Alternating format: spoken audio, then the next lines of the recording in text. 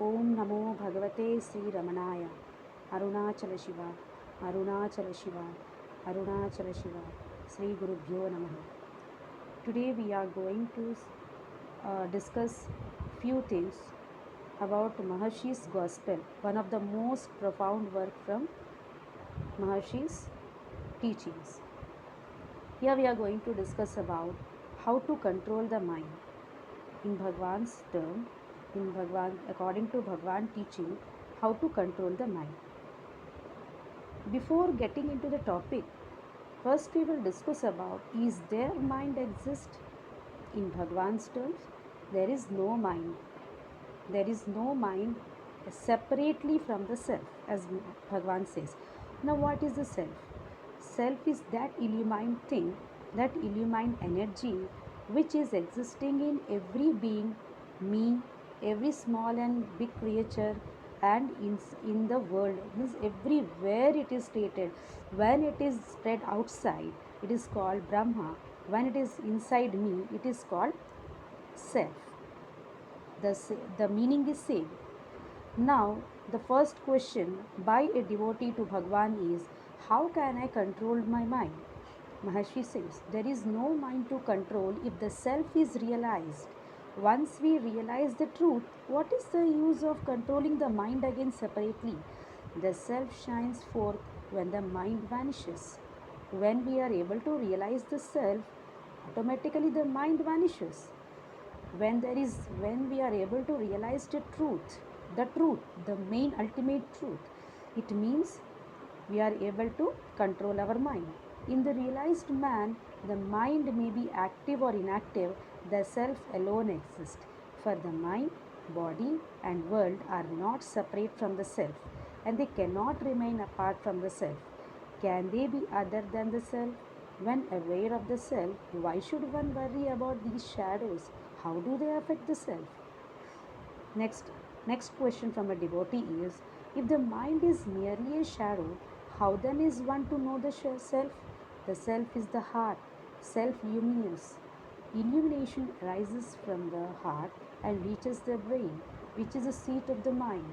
The world is seen with the mind. So you see the world by the reflected light of the self. Whatever we see, whatever objects we see, they are the reflection from the self. Even the mind, inside us, outside any object, or whatever we see through our eyes, we think that our eyes are seeing. No, it is only reflecting light from the self. The world is perceived by the act of the mind. When the mind is illumined, it is aware of the world. When it is not illumined, it is not aware of the world.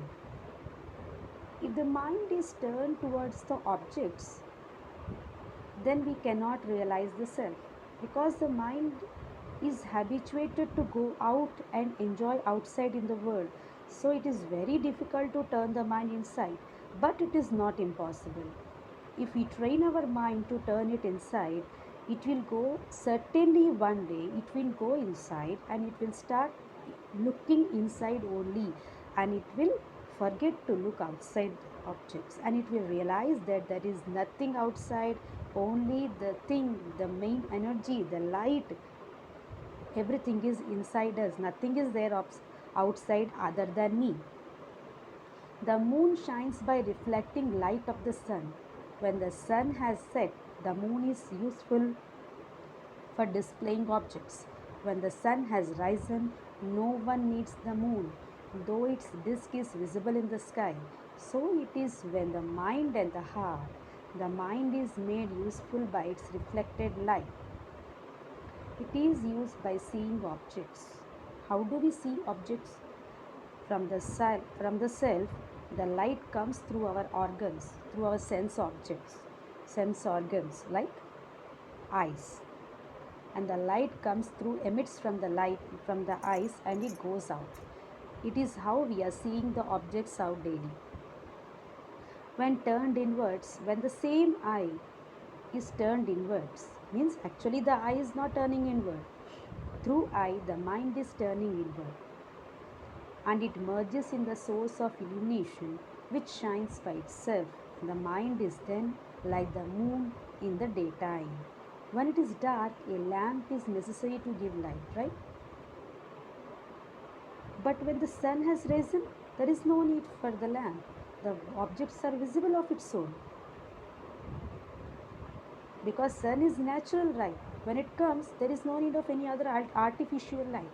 And to see the sun, no other lamp is necessary. When the daytime we are able to see the sun, again to see the sun, is there any required object like illumined object like lamp or any light to see the sun? No need. So it is by itself is it is illuminating. In the same way, for seeing us, myself, called I, the self, the atma, it is self illuminating. There is no other illumined object is necessary to see the self.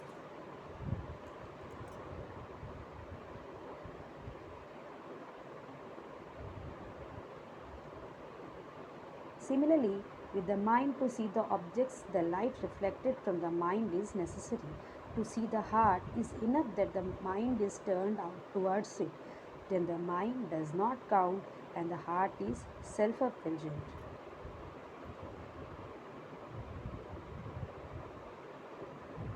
Here a devotee is asking Bhagwan, is a set meditation necessary for strengthening the mind? Because the mind is not at all prepared properly to go inward and look at the self, right? So the devotee is asking Bhagwan, is it necessary to strengthen our mind through meditation? Not so. Bhagwan is saying, not if you keep the idea always before you that it is not your work. At first, effort is needed to remind yourself of it, but later on it becomes natural and continuous. Starting when you are in initial stage, you need to do it regularly as a practice. Then automatically it will become a sahaja sthiti. It is called as sahaja sthiti, means normal state.